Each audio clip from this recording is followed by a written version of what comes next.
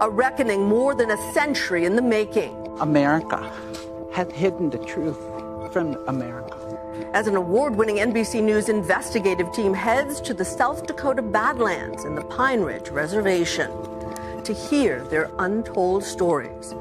I don't want to repeat it. Of children forcibly taken from their homes and abused. I became a shallow breather, thinking that if I don't breathe loud, I might disappear. And to uncover painful truths. Enrich us in what we do. Sidestep my question. To bear witness to an unspeakable chapter in America's history. They are being rapidly brought from their state of savagery and barbarism to one of civilization. It's hard to know what genocide is if this isn't it.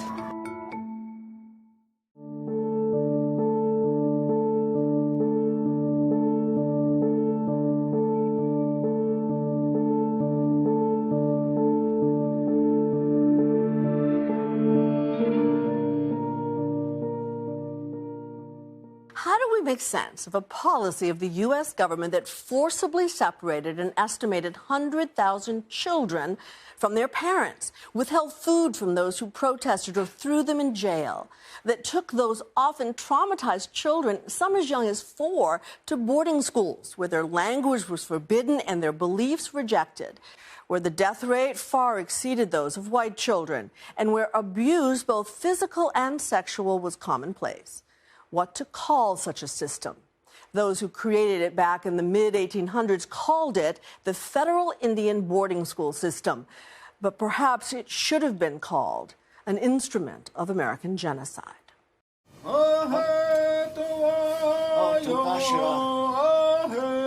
About 100 miles from Mount Rushmore, a sovereign nation stretches out in South Dakota. Beyond the Rocky Badlands, the Pine Ridge Reservation, home to the Lakota and one of the poorest places in America. This cemetery, tucked behind the Red Cloud Indian School, is in many ways symbolic of a much wider reckoning, dating back 150 years.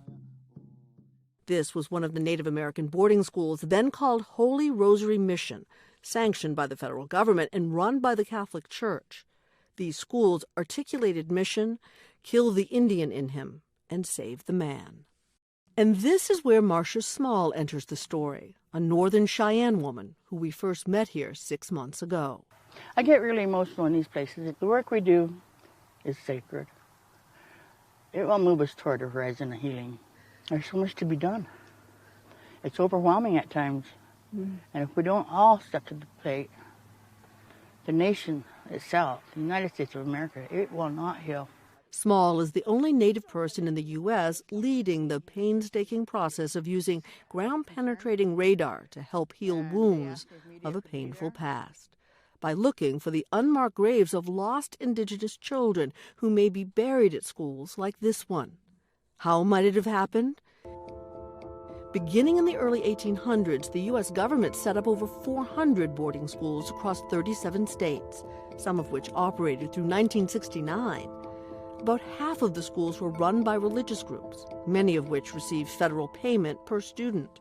Through the agencies of the government, they are being rapidly brought from their state of comparative savagery and barbarism to one of civilization. These unpublished outtakes from a 1929 newsreel show just how clear the government was in its efforts to force Native children to give up their culture. These children, but a few years ago, looked just like those we saw before. But today they all speak English, and some have taken business courses. We bring them in, clean them up, and start them on their way to civilization. And the policy wasn't only designed to extinguish their beliefs, but to also make it easier for the government to take their land. In a 1969 Senate report, boarding school education was explicitly described as a weapon by which these goals were to be accomplished. What did it feel like to be trapped inside that system? We spoke to several former boarding school students, many of them telling their story for the first time publicly. When I called me very sadistic because he took pleasure in spanking us. 89-year-old Basil Braveheart remembers being physically abused at Jesuit-run Red Cloud when he was a student, beginning in the late 1930s. The memory of being punished by a nun for speaking Lakota has stayed with him all these years. She took out a rubber band. I want you to bite this rubber band with your teeth. And I want you to pull it as far as you can and let it go. The pain on my lips, physical pain. But worse than the pain of that moment, my friends laughed at me. To have your peers laugh at you goes to the deepest part of who you are. It's shaming. And very effective in getting you not to speak your language, I imagine. Braveheart was just 6 years old when he was sent away to school here. He says he now knows his family had no choice but to send him. And if they didn't do it, Indian policemen will come and look for you, horseback, and they will find you. They told us that if you keep violating this, they mark you down and they weaponize rations. Food? Yes. You either send the kid or we'll track you down with the police, Right. We'll cut your food rations. So really, they didn't have a choice. I didn't understand that. Did you feel betrayed when they sent you? I felt betrayed by my grandparents and my parents. But afterwards, they were following a policy to survive. At school, he remembers his hair was immediately cut, which is only done in the Lakota tradition when a very close relative dies. Very soon after we got to the school, I got a haircut. Do you remember how that felt? Pehing, which means hair, is very sacred. I remember my grandma said, when you cut your hair, we put that in a cloth and we give it to Grandpa. And whenever there is a sacred fire, the smoke becomes spirit from the hair that transcends and becomes one with the uncreated divinity. Well, I take it that the Jesuits were not saving your hair so that it could be used in a ceremony. No. It fell on the floor, and they were walking on it. That, to me, was a deep spiritual violation in this respect. As we spoke, Braveheart revealed a hidden trauma that he's lived with since he was a child. When I was in a dormitory when I was 8, 9 years old, and every night after the lights goes out, when a person walks in it, you can hear the squeaking. That squeaking, it still is a trigger for me. One of the authorities at the school would come into the boys' dorm at night. For what purpose? Looking for little boys. To have sex with, presumably. That's it. I became a shallow breather, thinking that if I don't breathe loud, I might disappear. He was not alone.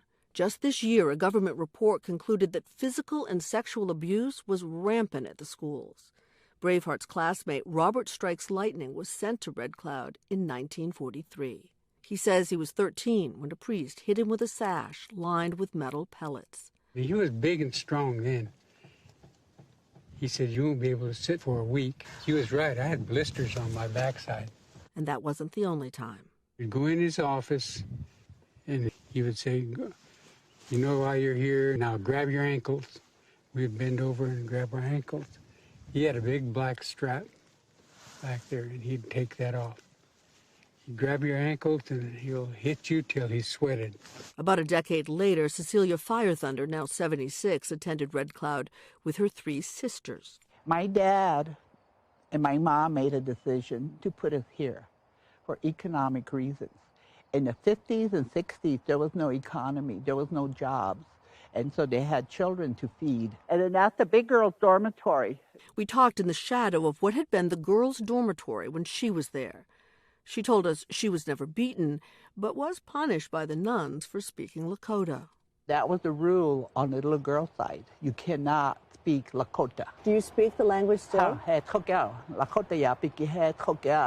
never forgot my language. Firethunder remembers the way her grandmother encouraged her to hold on to her Lakota identity. You had to live a double life here. You had to behave by all the rules, but keep your own self in there. We knew we had no power. The nuns were power. You can't fight it, so what do? Just get by. Just get by. Firethunder worked as a nurse before rising to become the first female president of the Ogallala Sioux tribe in 2004. Looking back, she says, growing up, separated from her mother, meant that she struggled to nurture her own children. Well, do you feel you were a bad mother? Of course I did. Of course I thought I was a bad mother, because then I screamed and yelled and punished my kids. Because that's what you knew. That's what they showed us. Alex Whiteplume is also a former president of the tribe, although he attended 2 boarding schools elsewhere. The beatings were usually they grab you by the ear and they jerk you down to the principal's office, or they grab you by the arm so hard that they leave fingerprints on your arms. And we were little guys, and that pain would last for days. And you got to a point where you didn't want to tell your dad or mom because they couldn't do nothing. It's just waste. So we just had to go along with it, and it was accepted. Did you ever get hit with a strap or No. that sort of stuff? No, the beatings, that was my mom and dad's generation that were beat. It was a little bit lenient when I grew up. Have they told you about what happened to them? Yeah. I don't want to repeat it. The trauma manifested now in other ways, says Braveheart. Students I went with, especially the boys, all of them drink. He drank using it as a medicine to tame their feelings. And it continues today. What this facility did and other facilities did to our people, it still affects us to this day through poverty, suicide, addiction, many other things. Eleanor Ferguson told us she's trying to understand her own hurt.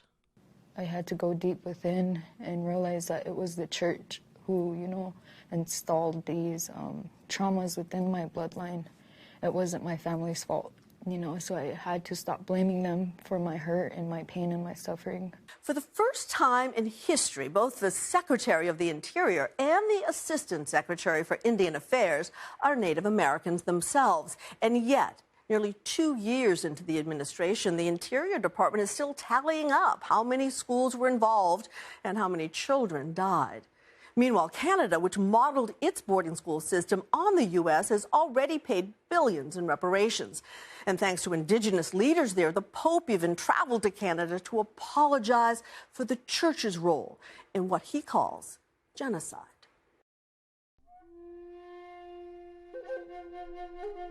These are the voices of some of those who attended such schools. America has hidden the truth from America. Yeah, physical abuse, mental abuse, you name it. I became a shallow breather, thinking that if I don't breathe loud, I might disappear. While we were at Red Cloud last spring, Brian Newland, the Assistant Secretary of the Interior for Indian Affairs, himself a Native American, showed up unexpectedly. How do you personally feel about this effort to locate possibility of children's bodies using this machinery? Well, it's deeply personal. There hasn't been one single Indian person in this country who's not living with the impacts of and the legacy of these boarding schools where people didn't make it home from these schools. The number of kids who were taken against their will and against their families' wills to be placed into these schools is countless. But there is a number. One expert says at least 100,000 children were legally removed from their families by the federal government, and 40,000 died. That death rate significantly higher than that of white children at the same time. And while Newland authored the Interior Department report last year, which concluded there were 408 federal boarding schools, much is still left unresolved. For example, the report never uses the word genocide. Why is the word genocide hard to say?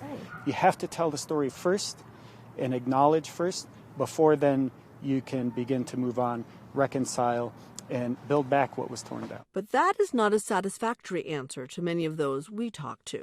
Alex Whiteplume, the former president of the tribe, confronted the assistant secretary. And we're not going to heal until we see some type of justice by the United States. There were a lot of pleasantries until you stood up. Yeah. Well, I had to correct the history. What we're sitting on here is a Roman Catholic Church land, stolen in our treaty territory.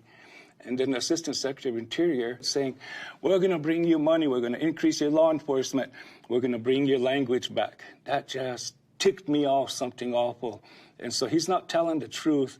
He should face up to the truth, and America should face up to the truth. The American genocide should be a topic that everybody discusses daily. So you heard a former president of this tribe say, we want to hear the word genocide. The purpose of these schools was forcible assimilation to separate Indian people from their lands. It's hard to know what genocide is if this isn't it. Again, we have to tell the whole story. And in tribal communities, families and people know exactly what happened to them. But what we need to do on behalf of the federal government is to paint the picture and acknowledge our own role. And we're at step one. But why only step one, when the Canadians who modeled their boarding school system on the U.S. have already called it cultural genocide and agreed to pay out billions in reparations? Pope Francis even traveled to Canada this past summer on a penance tour to apologize for the church's role in the abuse. For the deplorable behavior of those members of the Catholic Church, I ask forgiveness from God. And I'd like to tell you from the bottom of my heart that I am very pained. Meanwhile, the U.S. government is still investigating. And Red Cloud is conducting its own investigation. I think the boarding schools play an outsized role in the intergenerational traumas that plague our Native communities. That's going to take a long time to undo some of that damage. McCall Black Elk is leading an effort at Red Cloud, still a Jesuit school, with the difficult task they're calling truth and healing. We're the first former Catholic Indian boarding school to be engaged in this effort, in this way and to be this far along. And hopefully we can show people that it's possible. Marcia Small's work is part of this process, which the Jesuits at Red Cloud are helping to pay for. Keep your heart good, keep your mind clear. On a recent cold October morning at Red Cloud, Marcia Small continued her part in helping reveal what happened here. My heart physically hurt. I feel empowered, but for some reason I feel incredibly sad. It's so sad right now. Down these narrow basement steps, Small led the first public excavation of a former Native American boarding school, where an eyewitness said he saw unmarked graves decades ago. With the FBI present, Small's team shoveled away layers of earth and sifted through sand, looking for what could be remains of Indigenous children. My ancestors put me here, and that's why I do this. We had to start somewhere, and we're here. While she's not yet found any children's remains here, she believes there will be many unmarked graves in the cemetery, where she intends to return in the spring. All I do is work for the ancestors. I work for the stolen and kidnapped children. If I can do that, if I can bring recognition, then I will. Some of the next generation here believe the whole process is moving much too slowly. What I see as change is we want our babies back. It wasn't right for the school to take our children and to assimilate us. We want to hold this school accountable. We sat down with Philip Ironshell. His partner is Eleanor Ferguson. They're part of an Indigenous youth group that protested on horseback while Newland was on campus. When we ride these horses, it's also really empowering to us as Lakota people. They're really sacred to us. Would you like to see the Jesuits leave here? Yes. This is the census number. Yeah. Black Elk knows all too well how many divisions there are, even within the community. His mother is a Lakota activist and his father was a former Catholic monk. There are still about 1,000 Catholics in the community of approximately 20,000. There are some people who don't like the Jesuits being involved in all of this. The perpetrators, in some larger sense, are involved in the process. The Jesuits and the Catholic Church have their own healing to do. They have to face this history and their role in it as perpetrators. There is healing, too, for the perpetrator. But critics say this amounts to the church investigating itself. Father Peter Klink has been at Red Cloud for more than 40 years. There are many in this community who feel the Jesuits are the bad guy, that the Jesuits should go. At least from what I've tried to do ever since I came in 1975, was to do that lifting of the horizon of hope. I think you just sidestepped my question. Well, I feel badly if people feel that way. I would love to see us be able to enter into a dialogue, either to end up together concluding the Jesuits should go, or to find the ways in which we can, in fact, join hands. Father Klink arrived 6 years after the federal boarding school system ended and says he never witnessed any abuse. But he feels strongly that the community needs to face its past, even if that means digging in the cemetery or elsewhere on campus. If we don't dig, if we don't find, then in fact, I don't know how we deal honestly with the past. Otherwise, we can't grow into the future that we hope we can grow into. As brokenhearted as you would be by that. I would be crushed to find out that we've got a lot of kids buried around here, but yet I don't think there's any way we can be a part of this process and not pursue the truth. Would you agree that the original purpose of schools like this was to kill the Indian and save the man? Would you consider it ethnic genocide? Yeah, yes, because it was basically saying to them, you need to change. You're primitives. You know, that cultural genocide was the result of what we participated in. That's why the truth and healing process, which we began here prior to the Black Lives Matter movement, prior to the announcements in Canada, we had already decided that we were going to go through this because we need to deal honestly with that past before we can move to a vibrant future. Red Cloud has made many changes. The Lakota language is now taught and celebrated in a first-of-its-kind program.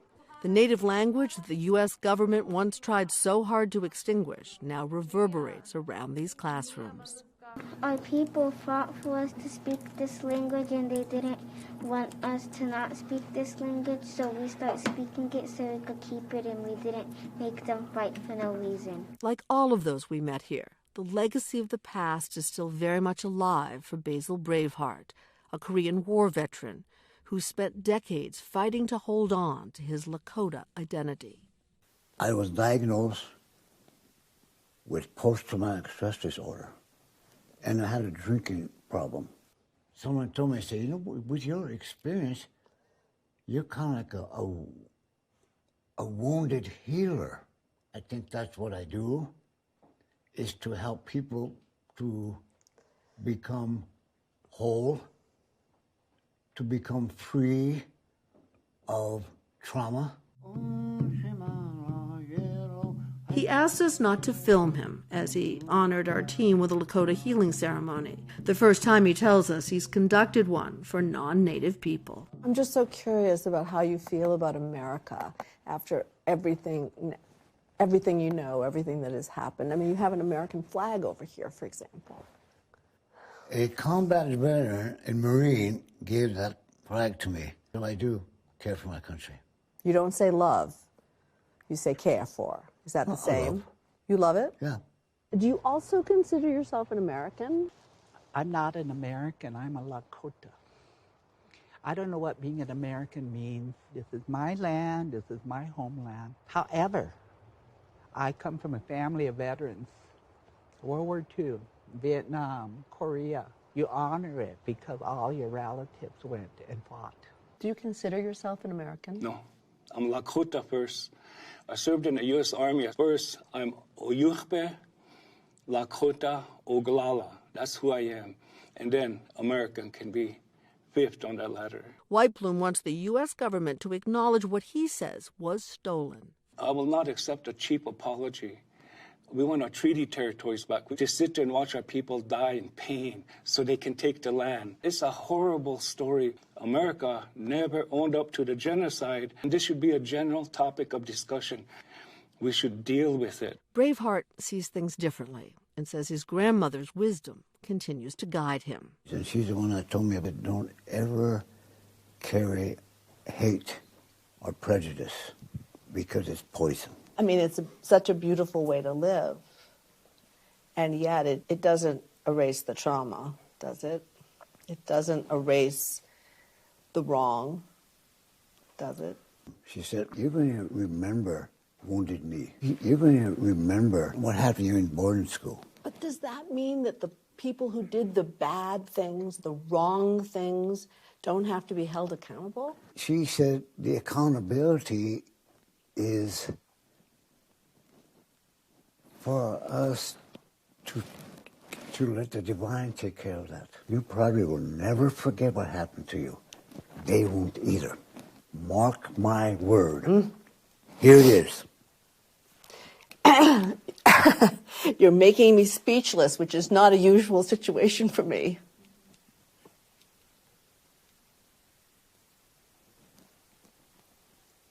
The wisdom that she taught me was